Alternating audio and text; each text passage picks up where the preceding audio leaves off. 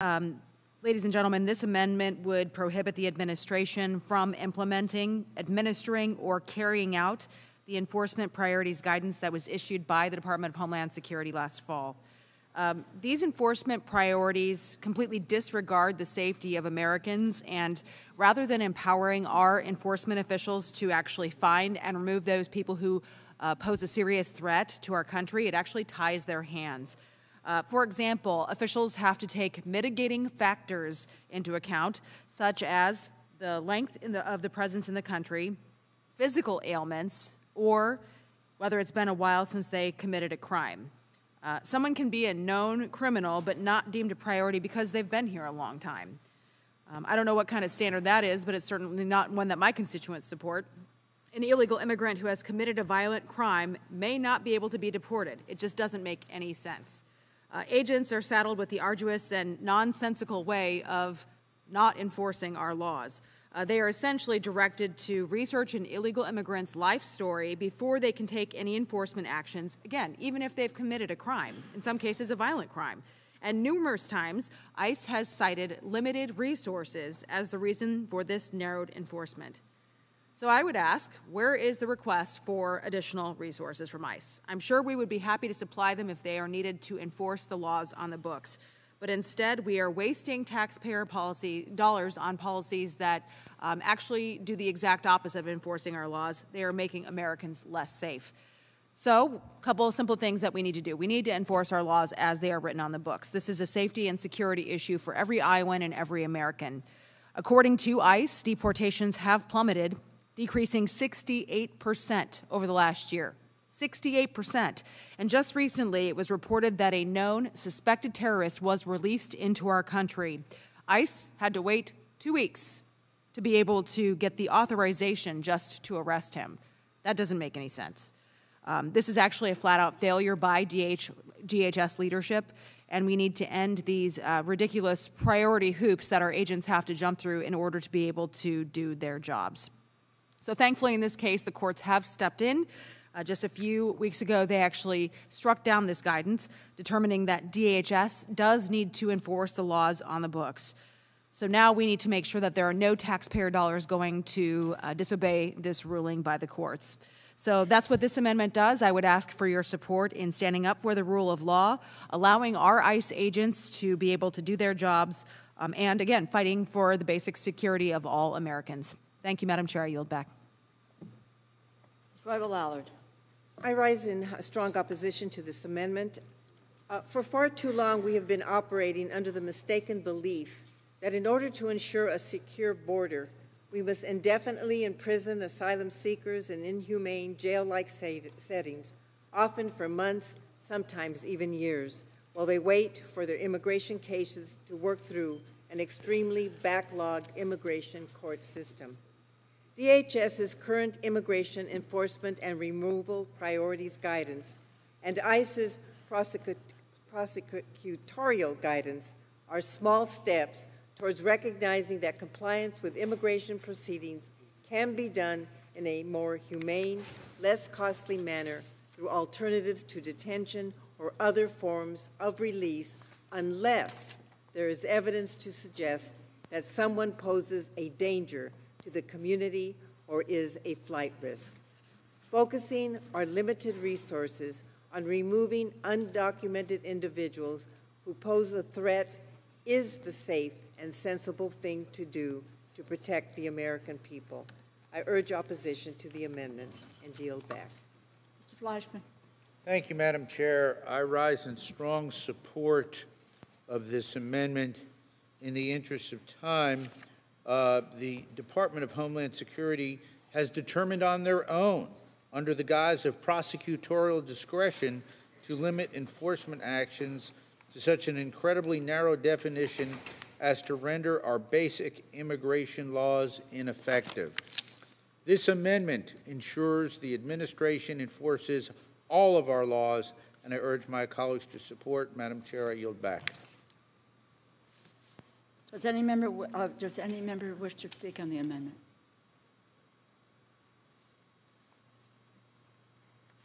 Hearing none, we'll ask the gentleman the gentlelady for Iowa, I'm sorry, I recognize you to close. All right, thank you, Madam Chair. Yes, I think my colleague said it well. I mean, this is guidance that's been issued by the department with, I believe it's intentional. I mean, you look at 68% decrease in deportations.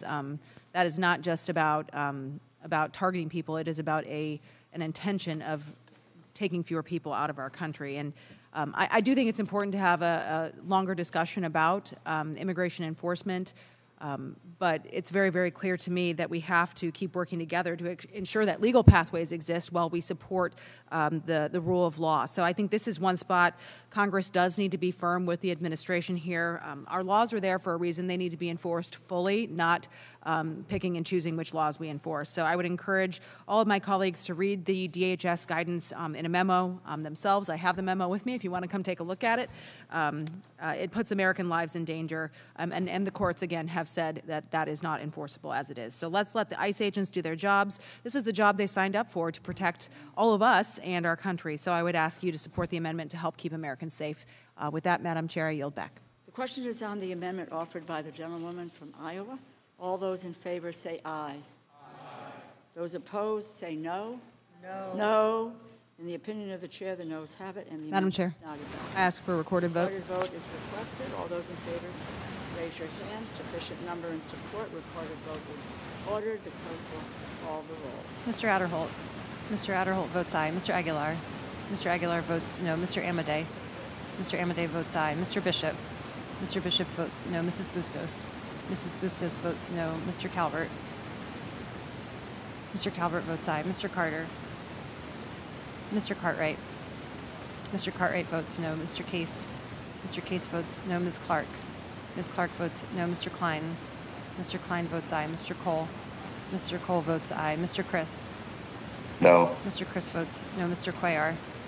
Mr. Cuellar votes no. Ms. DeLauro. Ms. DeLauro votes no. Mr. Diaz-Balart. Mr. Diaz-Balart votes aye. Mr. Espaillat.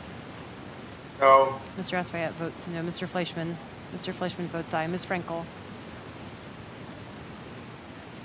Ms. Frankel. No. Ms. Frankel votes no. Mr. Garcia. Mr. Garcia votes aye. Mr. Gonzalez. Mr. Gonzalez votes aye. Ms. Granger. Ms. Granger votes aye. Mr. Harder. Mr. Harder votes no. Dr. Harris. Dr. Harris votes aye. Ms. Herrera Butler. Mrs. Hinson. Oh. Mrs. Hinson votes aye. Mr. Joyce. Mr. Joyce votes aye. Ms. Capter. Ms. Capter votes no. Mr. Kilmer. Mr. Kilmer votes no. Mrs. Kirkpatrick. No. Mrs. Kirkpatrick votes no. Mrs. Lawrence. Mrs. Lawrence votes no. Ms. Lee of California. Ms. Lee of California votes no. Mrs. Lee of Nevada. Mrs. Lee of Nevada.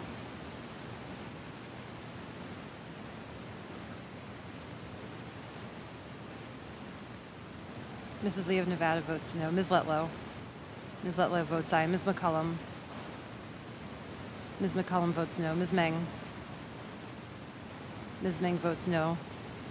Ms. Herrera Butler. Ms. Herrera Butler votes aye.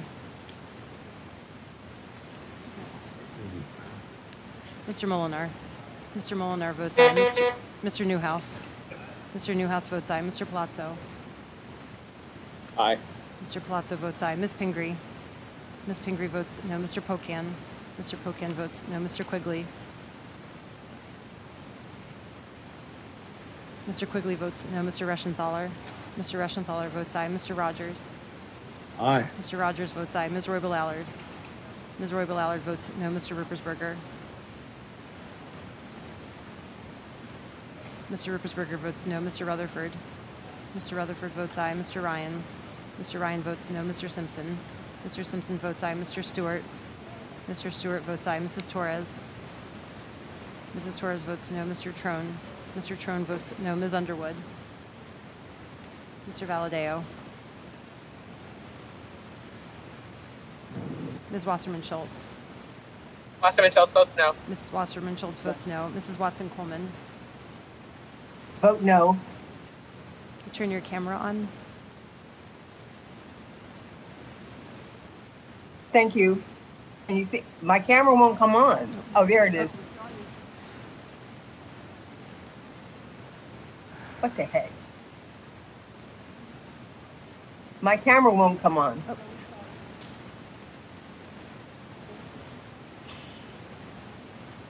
No. Mrs. Watson Coleman votes no.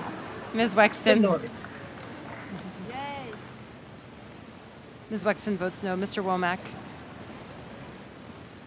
Mr. Womack. I can see you. Mr. Womack votes aye.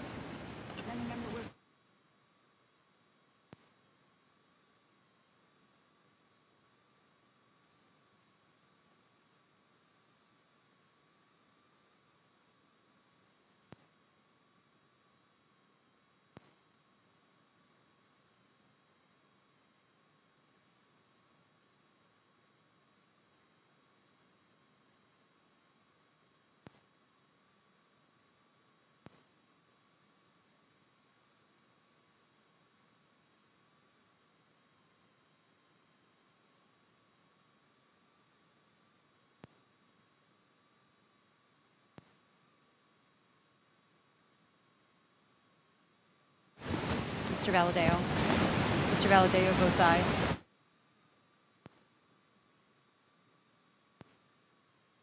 Madam Chair, how am I recorded? You're not recorded. Underwood votes no. Ms. Underwood votes no.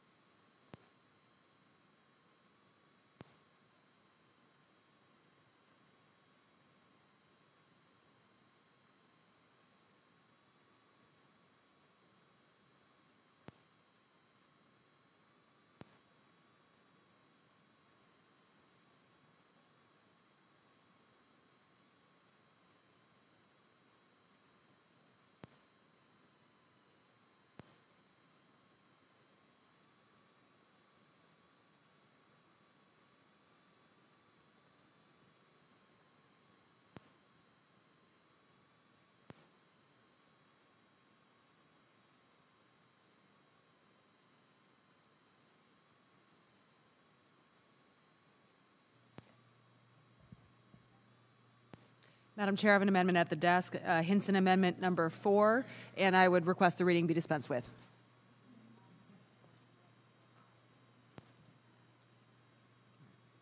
Thank you, Madam Chair.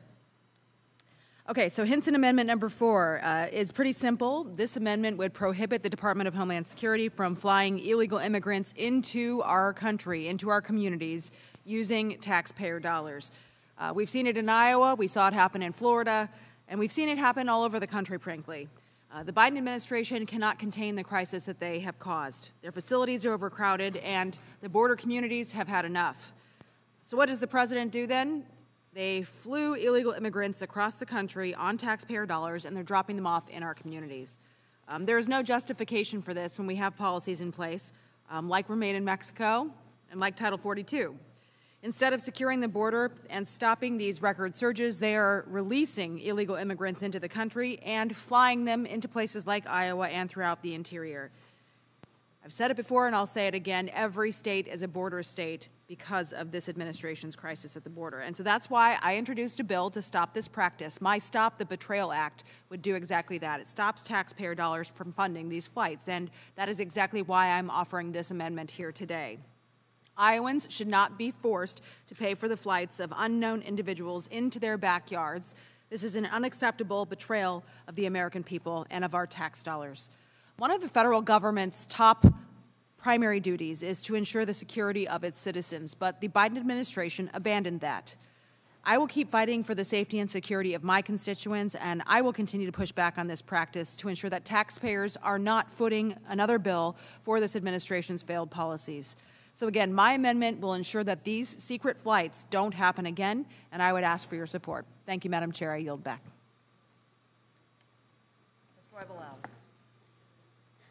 I rise in strong opposition to this amendment for many reasons.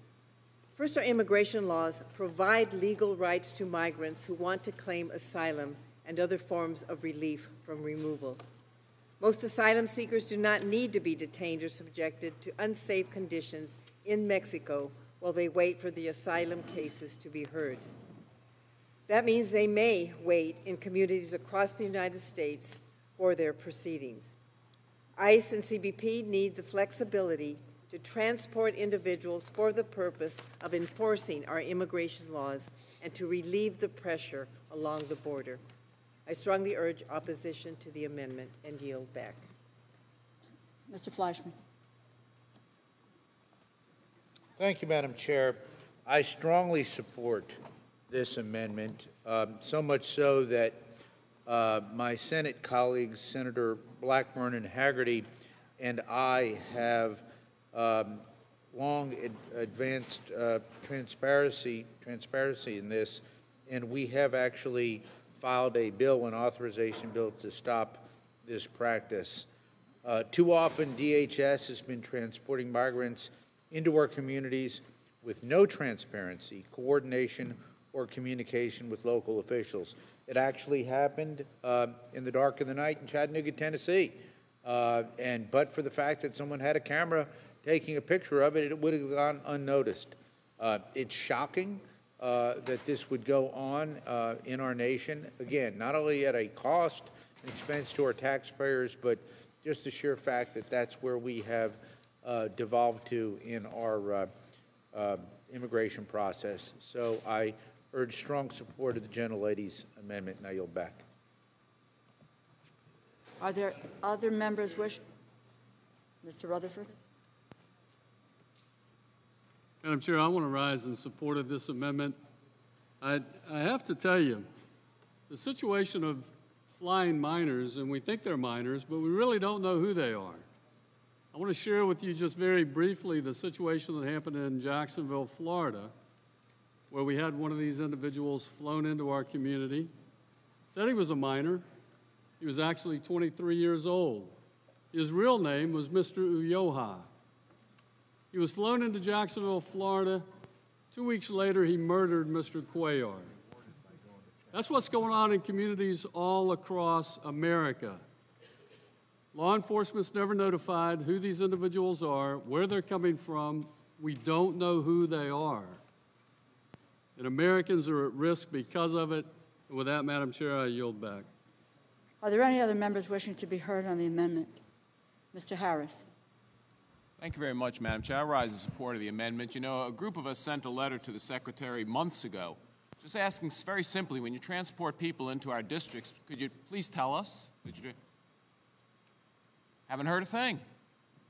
I mean, look, the Secretary should be responsive to this. The Department should be responsive. In the absence of that response, I believe it's totally appropriate to just withhold money from the Secretary doing this, and at least until they inform the members when they're transporting members into their districts. When they're transporting, people who have crossed the border illegally into our districts. I yield back.